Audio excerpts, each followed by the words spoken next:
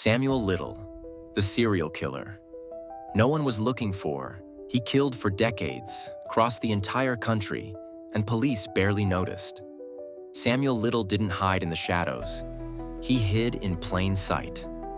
This video is about how one man became the most prolific serial killer in American history, how he got away with it for so long, and why his victims were ignored until it was almost too late. A killer born invisible. Samuel Little was born in 1940 in Georgia and raised mostly by his grandmother. His childhood was unstable, poor, and filled with neglect. His mother was often absent and worked as a sex worker, something that deeply shaped how Little saw women later in life. From a young age, he was violent. School didn't last. Jobs didn't last. Prison, however, became familiar. By the 1960s and 70s, Samuel Little was drifting across the United States. He lived on the margins, homeless shelters, cheap motels, abandoned buildings. He survived by stealing, scamming, and fighting. And during this time, he started killing. The pattern no one connected. Samuel Little didn't stalk rich neighborhoods or suburban homes. He targeted women whose society already ignored. Most of his victims were poor Black, struggling with addiction, involved in sex work, living unstable lives. He met them in bars, on streets, or outside shelters. He offered rides, drinks, or a place to sleep. Then he strangled them. Strangulation was his method almost every time. No weapons, no blood, very little evidence. Afterward, he dumped bodies in alleys, abandoned buildings, dumpsters, or remote areas. Many deaths were ruled overdoses, accidents, or simply went unsolved. Here's the problem. When victims aren't reported missing, killers don't get hunted. Police departments across states didn't talk to each other. DNA databases didn't exist yet. And no one was looking for a serial killer who preyed on people society didn't care about. Arrested again and again, but never stopped. Samuel Little was arrested dozens of times throughout his life. Assault, theft, kidnapping, drug charges. In the 1980s, he was even arrested in connection with a murder. His DNA was taken, but the case fell apart. Witnesses disappeared. Evidence was weak. He walked free. Every time he got out, he went back on the road.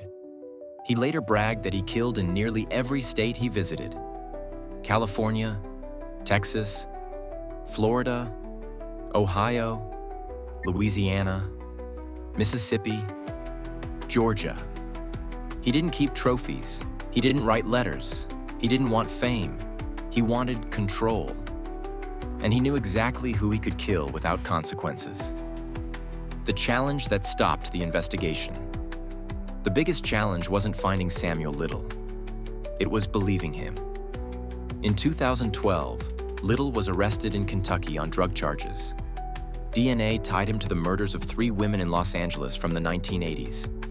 He was extradited to California and sentenced to life in prison in 2014. At this point, police believed they had caught a serial killer responsible for 3 murders. Then Samuel Little started talking. He calmly told detectives he had killed dozens of women. Then hundreds. At first, detectives thought he was lying. Prison confessions like this happen all the time. Inmates exaggerate to feel important, but then he started giving details. The breakthrough. The drawings. Samuel Little had an unusual talent. He could draw faces from memory with disturbing accuracy. He began sketching portraits of the women he said he killed. He remembered hairstyles, earrings, scars, even where they met. Detectives started matching the drawings to cold cases. And one by one, the matches came back real. A woman found dead in a ditch in Texas. A Jane Doe in Louisiana. An unsolved strangulation in Ohio. The faces matched missing persons reports from decades earlier. He remembered dates, locations, even small arguments before the killings. The lies turned into confirmations. Police realized something terrifying.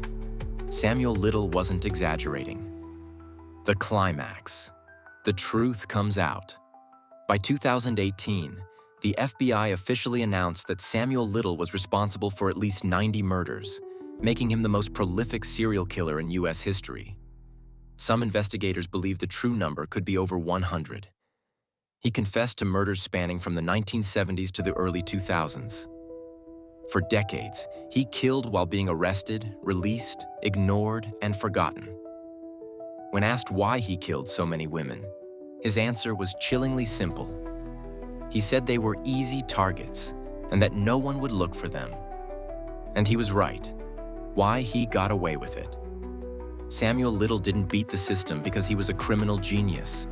He beat it because of systemic failure. Victims weren't prioritized. Cases weren't connected across states. Race and class bias shaped investigations. Technology wasn't advanced enough. Witnesses were dismissed or unavailable. Many victims were misidentified or buried without names. Their families never got answers until decades later. The end of Samuel Little. Samuel Little died in prison in December 2020 at the age of 80.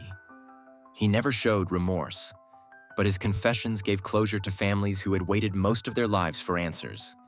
Detectives continued to confirm cases linked to him even after his death. Some victims are still unidentified.